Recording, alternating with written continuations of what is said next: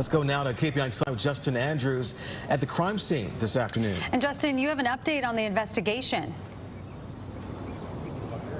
Yeah, we just learned that the gunman appeared to have fired 39 shots here and apparently targeted some of his victims. All of this coming down within the last hour or so. You see right here the crime scene still very active as far as when it comes to crime scene tape, and also a sheriff's deputy's car right there off in the distance. That's because investigators are still at the VTA facility combing through the scene here.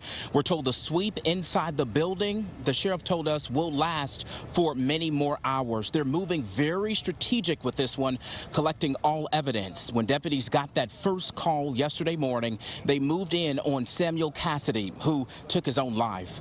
This was after the shooter told at least one person, quote, "I'm not going to shoot you." Cassidy killed 9 of his co-workers with 2 semi-automatic handguns. The sheriff said the shooter also appeared to have a timer or some type of device to set his home on fire. That's about 13 miles away from the VTA scene here. Sheriff Lori Smith and her team have been on the ground here since the beginning, since all of this broke. She took some time to talk to us this morning about where they stand in this investigation.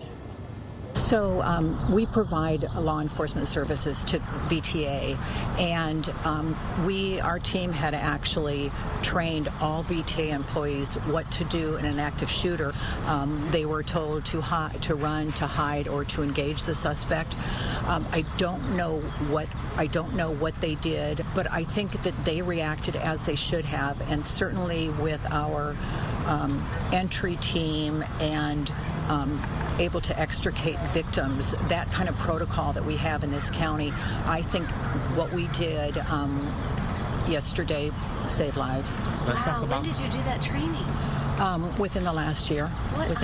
Yeah, and actually an exercise in that building. And Justin, deputies were in the middle of a shift change when those shots rang out, and they quickly moved in.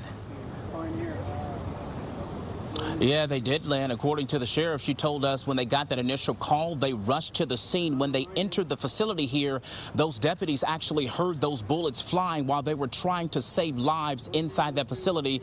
So obviously a clear sign of bravery from these deputies.